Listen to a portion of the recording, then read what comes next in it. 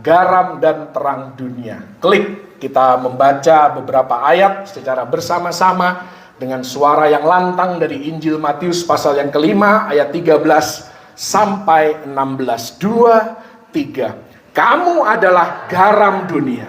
Jika garam itu menjadi tawar, dengan apakah ia diasinkan? Tidak ada lagi gunanya selain dibuang dan diinjak orang. Kamu adalah terang dunia. Kota yang terletak di atas gunung tidak mungkin tersembunyi. Lagi pula orang tidak menyalakan pelita lalu meletakkannya di bawah gantang, melainkan di atas kaki dian sehingga menerangi semua orang di dalam rumah itu. Demikianlah hendaknya terangmu bercahaya di depan orang, supaya mereka melihat perbuatanmu yang baik dan memuliakan Bapamu yang di surga. Haleluya. Klik. Yesus memanggil kita semua yang adalah murid-muridnya untuk memberi pengaruh bagi dunia. Jadi Anda dan saya ini bukan hanya numpang hidup di dunia, melainkan Anda dan saya dimaksudkan menjadi pribadi-pribadi yang berdampak dimanapun kita ditempatkan oleh Tuhan. Garam dan terang merupakan gambaran sederhana, namun sangat mendalam tentang panggilan dan pilihan orang percaya. Tanpa garam, makanan hambar. Ibu-ibu tahu ini. Tanpa terang, dunia tetap gelap. Demikian juga tanpa orang percaya di dalam dunia ini, maka dunia kehilangan rasa dan arah. Karena itu secara cepat mari kita belajar tentang prinsip garam dan terang dunia. Klik. Yang pertama, kita melihat tentang makna daripada garam dan terang. Garam melambangkan pengaruh yang berfungsi sebagai pencegah kebusukan dan pemberi rasa. Kita tahu bahwa garam pada zaman Alkitab waktu itu belum ada kulkas, belum ada pendingin. Maka garam berfungsi bukan hanya sebagai pemberi rasa, melainkan untuk mengawetkan makanan supaya tidak cepat busuk. Artinya, kehadiran kita orang percaya di tengah dunia mencegah kerusakan moral dan memberi cita rasa rohani. Karena itu kita tidak perlu malu dengan kepercayaan kita. Amin. Kita justru harus menjadi contoh dan teladan yang baik supaya dampak kehidupan kita benar-benar dirasakan di sekitar kehidupan kita. Saya punya teman di kantor, dia Buddha. Tapi kalau dia ulang tahun, dia minta saya yang doakan. Dia tidak keberatan dengan doa dalam nama Yesus. Bahkan di depan para stafnya. Kemarin dia baru berulang tahun. Dia minta, Beni mana? Beni mana? Dia minta didoakan dalam nama Yesus. Bayangkan saudara. Jadi kita tidak perlu malu. Mungkin Anda rasa aku gak pede nih berdoa. Gak masalah. Nanti Tuhan yang menyempurnakan doa Anda. Tuhan yang mengurapi doa Anda. Dan yang penting Anda memperkenalkan nama Yesus kepada khalayak ramai. Kepada dunia yang barangkali belum pernah mendengar nama Yesus atau tidak percaya kepada Yesus. Nggak masalah. Tugas Anda dan saya menjadi garam dan terang dunia. Berpengaruh di mana kita berada. Selebihnya serahkan pada Tuhan. Bukankah itu yang tadi kita nyanyikan lagu paling pertama kan? Saya lupa kata-katanya karena saya baru pertama kali dengar. Tapi Nurli luar biasa sebagai WL. Tepuk tangan bagi Yesus. Tepuk tangan bagi WL kita. Haleluya. Di dalam Kolose 4 ayat 6 dikatakan di sana, biarlah kata-katamu senantiasa penuh kasih, jangan hambar, sehingga kamu tahu bagaimana kamu harus memberi jawab kepada setiap orang. Kata-kata kita, perilaku kita, merefleksikan siapa kita di dalam Kristus. Dan kalau Anda membaca di dalam Bilangan 18 ayat 19, di sana ada satu perjanjian yang luar biasa. Disebut sebagai perjanjian garam. Nanti Anda baca di sana. Bahkan bukan hanya di Bilangan, ada juga di Tawarik, ya, ada di beberapa kitab perjanjian lama tentang perjanjian garam. Ini melambangkan kesetiaan dan keteguhan di dalam perjanjian dengan Allah. Tetapi di dalam hal hubungan kita dengan sesama, artinya garam itu tidak bisa berpura-pura. Garam tidak bisa berpura-pura jadi gula. Garam tidak bisa berpura-pura jadi tepung. Garam adalah garam. Artinya di dalam hubungan kita dengan sesama, itu harus diwarnai dengan ketulusan, dengan kejujuran, dengan keterbukaan, dengan integritas satu sama lain.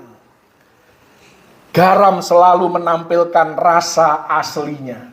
Anda dan saya pun harus menjadi pribadi yang otentik. Tentunya otentik sesuai standarnya Tuhan. Bukan karena kita selalu ngomongnya kasar, maka Anda minta, ya seperti ini, aku orangnya. Nggak bisa, itu yang harus dirubah. Amin. Supaya kita menjadi pengaruh dan memberikan dampak yang lebih baik melalui keberadaan hidup kita. Sebagai contoh di dalam Kejadian pasal yang ke-41, Yusuf, dia ada di negeri yang asing. Tetapi kehadirannya justru menyelamatkan bangsa kafir itu, saudara. Bangsa yang tidak mengenal Allah yang benar. Dan banyak bangsa diselamatkan dari kelaparan pada zaman itu. Tanpa Yusuf, Mesir akan hancur oleh kelaparan. Tetapi Yusuf berperan sebagai garam yang mencegah kebinasaan. Haleluya. Klik. Kita lihat sekarang terang. Terang melambangkan kesaksian yang mengusir kegelapan dan membawa pengharapan. Terang memberikan arah, menghalau ketakutan, dan menyingkapkan jalan yang benar. Anda sebagai terang dunia harus selalu memberikan pengharapan di mana segala sesuatu terlihat kelam. Bukan nambah menakut-nakuti orang, tetapi Anda harus bisa memunculkan harapan di dalam diri sesama Anda. Di tengah ketakutan dan kekhawatiran yang dialami banyak orang di dalam dunia ini. Yohanes 8 ayat 12, Yesus berkata, "Akulah terang dunia. Barang siapa mengikut aku, ia tidak akan berjalan di dalam kegelapan, melainkan ia akan mempunyai terang hidup." Anda tahu kapan ayat ini disampaikan oleh Yesus? Kalau Anda melihat konteksnya, Yohanes 8, Yesus ngomong, "Akulah terang dunia," itu setelah dia mengampuni perempuan yang tertangkap berzina. Yang mau dilempari batu oleh orang-orang Yahudi, oleh para ahli Taurat, oleh orang-orang Farisi. Setelah Yesus berkata, "Aku pun tidak menghukum engkau, pergilah dan jangan berbuat dosa lagi." Ayat berikutnya Yesus berkata, "Akulah terang dunia." Anda tahu maksudnya? Kenapa Yesus berkata, "Akulah terang dunia"? Setelah dia mengampuni dosa daripada perempuan yang tertangkap berzina itu, Yesus mau pamer kepada dunia betapa bersihnya pengampunan dosa daripada Yesus. Sehingga tidak ada lagi sisa-sisa dosa. Dia tidak lagi mengingat dosa-dosa kita. Dan karena dia tidak lagi mengingat dosa-dosa kita, kita tidak perlu takut dengan ketidaksempurnaan kita. Dengan keterbatasan kita. Dengan rasa tertuduh kita. Bahwa ada sesuatu yang kurang, yang aku belum buat bagi Tuhan. Tidak peduli. Tuhan tidak peduli, yang penting bagian kita adalah bersaksi, menjadi contoh dan teladan yang baik. Berusaha semaksimal mungkin di mana Tuhan tempatkan kita. Melalui perkataan kita, perbuatan kita, nama Yesus dipermuliakan. Amin. Amsal 4 ayat 18, jalan orang benar itu seperti cahaya fajar yang kian bertambah terang sampai rembang tengah hari. Haleluya. Jadi kehidupan kita itu semakin hari harus semakin terang dan semakin terang, bukan semakin gelap, semakin kelam, semakin depresi, semakin stres. Mengikut Yesus kehidupan kita semakin kokoh, semakin kuat, semakin teguh. Haleluya. Kita melihat Esther. Di dalam Esther 4 ayat 14 dikatakan di sana, sebab sekalipun engkau pada saat ini berdiam diri saja, bagi orang Yahudi akan timbul juga pertolongan dan kelepasan dari pihak lain. Tuhan mau memakai kita semua, tapi kita diberikan kebebasan, kita mau atau tidak. Kalau kita menolak, Tuhan bisa pakai orang lain yang seharusnya adalah bagian kita. Betapa sayangnya berkat yang seharusnya kita terima, orang lain yang dapat. Ada yang mau di sini? Gak ada yang mau. Tapi ketika kita harus melakukan tugas dan tanggung jawab kita, gak ada yang mau mengemban tugas dan tanggung jawab itu, saudara. Anda dan saya adalah agen perubahan di mana kita ditempatkan. Amin. Haleluya. Engkau dengan kaum keluargamu akan binasa. Siapa tahu? Mungkin justru untuk saat yang seperti ini engkau beroleh kedudukan sebagai ratu. Dalam masa yang gelap pada waktu itu, saat bangsanya terancam, Esther menjadi terang yang memberikan harapan dengan keberaniannya di hadapan raja.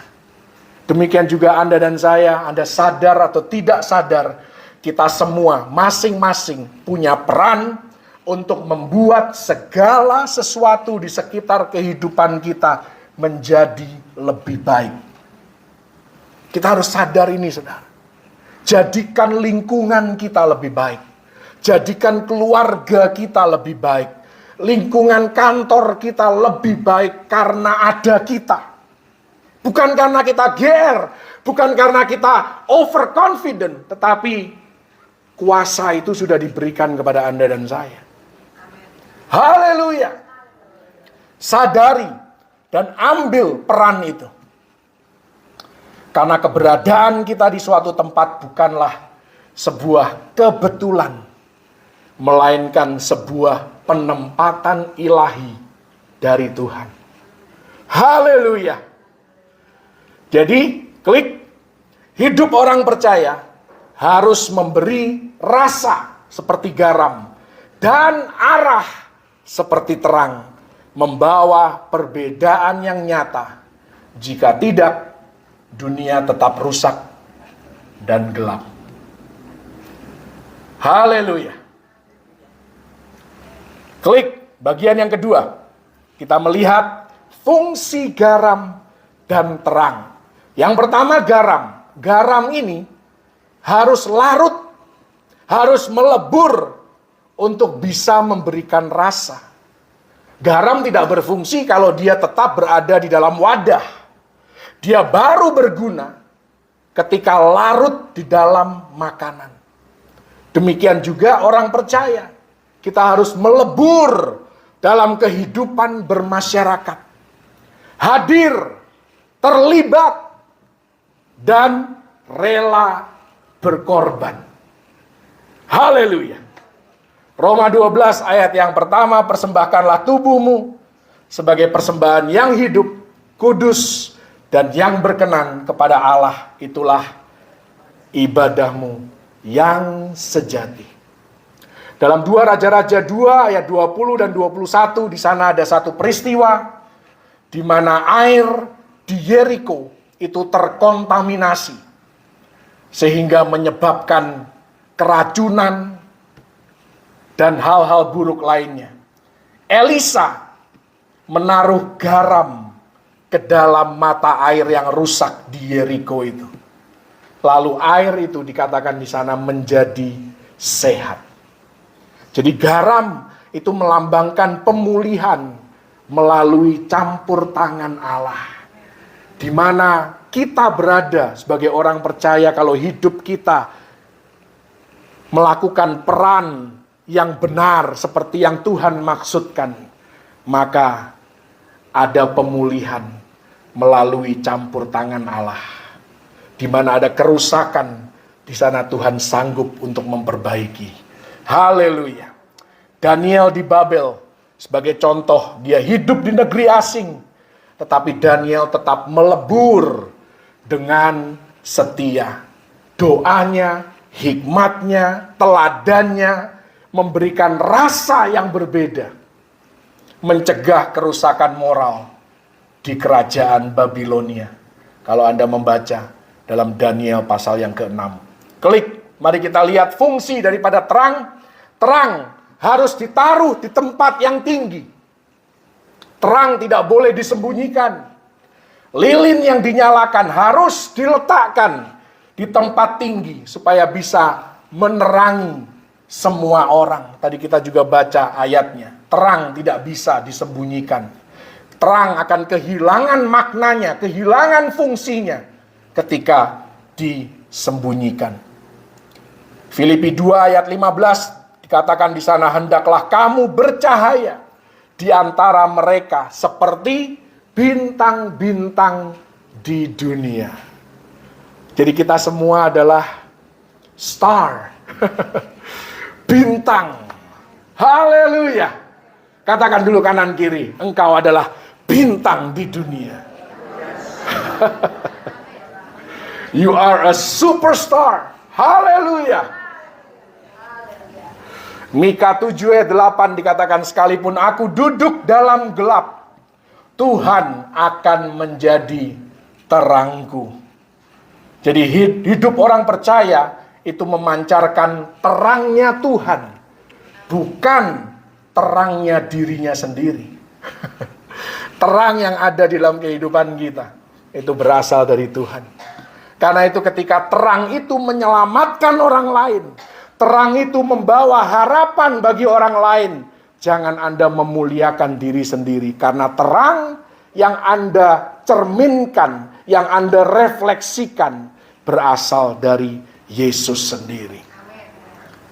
Karena itu segala kemuliaan hanya bagi Yesus, bukan bagi kita. Sekalipun Yesus bisa saja dia berbagi kemuliaan dengan kita. Bisa, tapi terserah dialah, itu kedaulatannya Tuhan. Haleluya.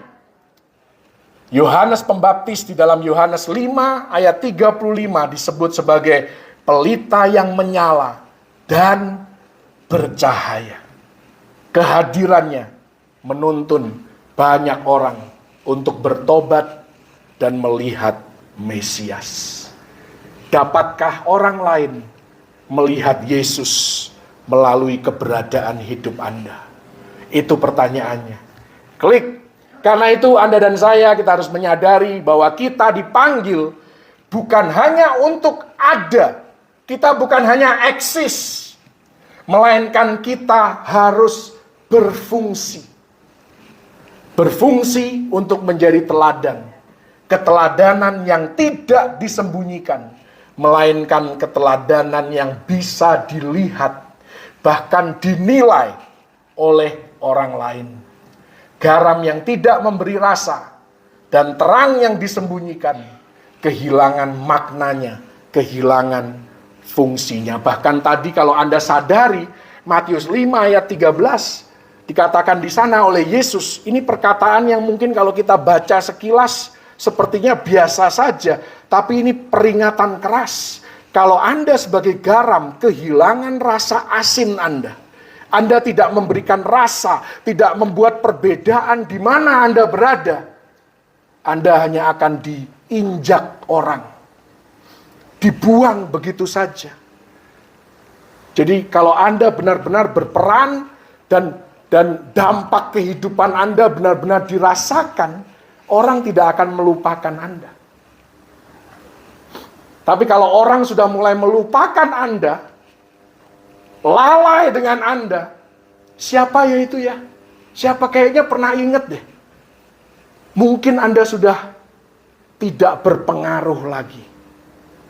Tapi selama hidup Anda berpengaruh, membuat perbedaan, memberikan harapan kepada semua orang, Anda akan diingat. Haleluya! Saya pikir semua orang tidak ingin diinjak orang, tidak ingin dibuang, apalagi dari ingatan seseorang. Kita semua mau diingat dengan baik, mau memberikan kesan yang baik, karena itu teruslah berdampak di mana Anda berada. Haleluya.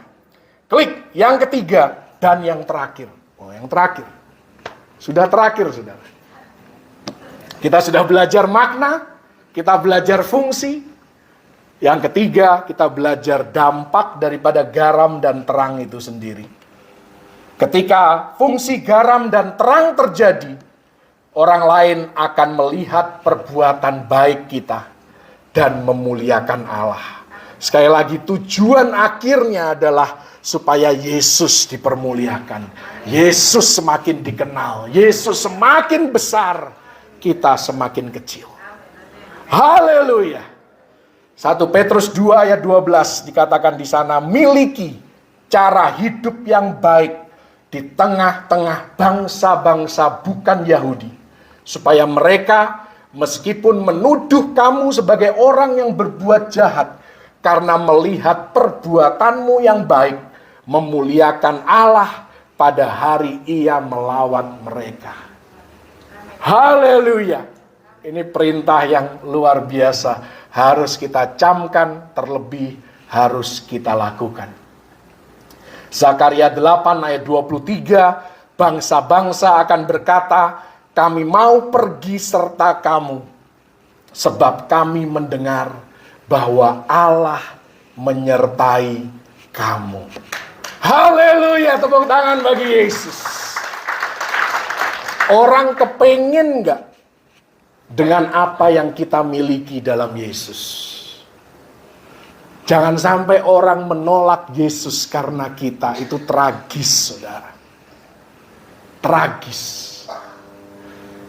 Tapi biarlah orang tertarik kepada Yesus, karena hidup kita begitu ditransformasi oleh kuasa Roh Kudus, sehingga begitu berbeda dengan dunia ini. Dalam respon kita, dalam perilaku kita, wow, betapa dahsyatnya kehidupan seperti itu, saudara. Tabita atau Dorcas dalam Kisah Rasul 9 ayat 36 sampai 42, Anda sudah tahu kisah ini. Kehidupannya penuh dengan perbuatan baik. Dia banyak menolong orang miskin. Bahkan ketika dia sudah mati pun semua orang berduka. Setelah dia dibangkitkan, banyak orang menjadi percaya kepada Tuhan. Wow, biar kehidupan kita memberikan dampak yang sedemikian. Jangan kalau kita mati orang nyukurin, syukurin, puji Tuhan dia sudah mati. Wah, itu bahaya, saudara. Tragis itu namanya, saudara. Ada yang mau disyukurin kalau mati. Kita mau ketika kita mati, banyak orang menangisi kita. Berandai-andai, andaikan dia masih hidup. Haleluya. Makanya pengkhotbah ya berkata, nama yang baik itu jauh lebih baik daripada minyak yang mahal. Nama yang baik harus kita jaga. Kita tidak bisa menjaganya dengan kekuatan kita sendiri. Hanya dengan kuasa Roh Kudus kita sanggup membuat perbedaan, menjalani satu kehidupan yang berdampak besar. Haleluya. Pengaruh positif membuka hati orang kepada Kristus. Klik itu di slide yang berikutnya. Dunia lebih membutuhkan teladan hidup daripada sekedar argumentasi. Tujuan dari kesaksian kita bukan supaya kita dipuji sekali lagi, melainkan supaya Allah dipermuliakan. Titus 2 ayat 7 dan 8 dikatakan di sana, dalam segala hal hendaklah engkau sendiri menjadi teladan dalam berbuat baik. Nanti Anda bisa baca ayat-ayatnya ini semuanya, saya hanya tulis ayatnya, saya hanya catat ayat-ayatnya itu bunyinya apa. 1 Tesalonika 1 ayat 7 dan 8. Di sana jemaat Tesalonika menjadi teladan yang baik sehingga iman mereka tersiar ke segala tempat. Bukan hanya di Makedonia, bukan hanya di Akaya, melainkan ke seluruh penjuru dunia di mana Paulus melayani. Perbuatan dan perilaku, kontribusi daripada jemaat Tesalonika dirasakan dampaknya. Bagaimana dengan perempuan Samaria dalam Yohanes pasal yang keempat? Setelah bertemu dengan Yesus, dia bersaksi sederhana saja kesaksiannya. Mari lihat, ada seorang yang mengatakan kepadaku segala sesuatu yang telah kuperbuat. Bayangkan apa yang dia sudah perbuat. Perbuatan perempuan itu sebenarnya sangat memalukan. Sudah kawin dan pisah berapa kali? 5 kali. Yang pria ke-6 dia hidup kumpul kebo, kata orang dunia kan. Tidak sah. Sangat memalukan perbuatannya. Tapi dia bisa bersaksi secara terbuka. Wow. Bayangkan kalau dia bersaksi di depan gereja Mount Hermon atau di depan gereja-gereja zaman now. Dia bukannya dipuji, pasti dihakimi. Dinyinyirin, kalau bahasa netizen. Kayak gitu kok disaksikan. Iya kan? Tapi sekali lagi kita melihat di sini kuasa pengampunan dari Tuhan. Menghapuskan segala rasa tertuduh, rasa terhakimi, bahkan rasa bersalah gak ada sedikit pun. Yang terpenting memang respon ke depannya. Kita benar-benar berubah menjadi lebih baik. Dan tidak berbuat dosa lagi. Itu perlu menjadi catatan, menjadi perhatian kita. Tetapi kuasa pengampunan dari Yesus benar-benar tidak ada lagi jejak dosa sedikit pun. Tidak ada rasa malu mengakui kehidupan masa lalu kita yang bobrok, yang hancur. Demi kemuliaan Yesus, kita bersaksi dengan terbuka. Dan akibat dari kesaksian itu, banyak orang menjadi percaya bukan karena mereka berdebat, melainkan karena kesaksian hidupnya. Kalau Anda seperti saya, orang yang introvert, orang yang malu bersaksi, orang yang sulit membuka percakapan, saksikan Yesus melalui teladan hidup Anda. Itu yang terbaik. Haleluya! Biar perbuatan Anda, perilaku Anda, sikap Anda, perkataan Anda, itulah yang menggugah iman percaya orang lain. Haleluya, itu jauh lebih powerful dibandingkan kita menang debat. Kita menjadi garam dan terang bukan untuk mencari pengakuan, tetapi supaya hidup kita membawa orang lain kepada Allah. Itu tujuannya. Klik. Kesimpulannya adalah Yesus tidak meminta kita menjadi sesuatu yang spektakuler. Tetapi dia hanya meminta sesuatu yang sederhana, yang penting kita konsisten. Jadilah garam yang mencegah kebusukan dan memberi rasa. Jadilah terang yang mengusir kegelapan dan memberikan arah. Tepuk tangan bagi Yesus.